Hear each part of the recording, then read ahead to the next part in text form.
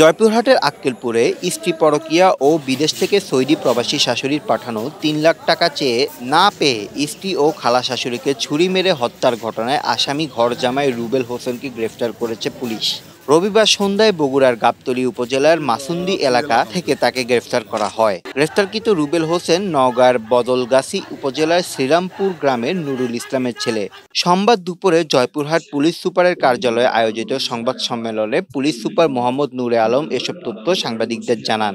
সংবাদ সম্মেলনে তিনি জানান, ১২ বছর আগে রুবেল হোসেন আক্কেলপুর উপজেলার হলহালিয়া গ্রামের সোলাইমান আলীর মেয়ে মিতুকে বিয়ে করে ঘর জামাই হিসাবে থাকতেন। গত ২৭ মে সোমবার সকালে স্ত্রী নিজ বাড়িতে পরকীয়া প্রেমিকের সঙ্গে ফোনে কথা বলছিলেন। এ সময় রুবেল ফোনে কথা বলা দেখে ক্ষিপ্ত হয়ে ফোনটি ভেঙে ফেলেন। এরপর সৌদি প্রবাসী শাশুড়ির পাঠানো ৩ লাখ টাকা চেয়ে না পেয়ে তাকে ধারালো ছুরি দিয়ে আঘাত করলে মৃত্যুর চিৎকারে খালা শাশুড়ি এগিয়ে আসলে তাকেও ছুরিকাঘাত করেন রুবেল। বোনকে বাঁচাতে আসলে আহত হন শ্যালক নীরব। একবারে পাটত মাওক মারিছে মায়ের সামনে। এই মেয়েটা তো ফাঁসি যায়। এটা মেয়ে, তার খুনির মেয়ে। এটা খুনির মেয়ে, খুন করছে তার মেয়ে। এইটুকু মেয়ে আমার, এর মাওকে আমি এত কোন জানিছি। আমি নিজের হাতে বিয়া দিছি, দিয়ে মানুষ করেছি।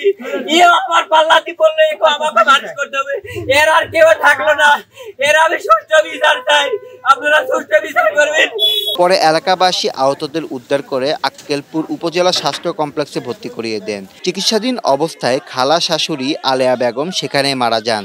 আর তার স্ত্রী মিতুকে বগুড়া নেওয়ার পথেই মারা যান। পুলিশ খুনের কাজে ব্যবহার করা চাকু একটি পরিত্যক্ত কবর থেকে উদ্ধার করে।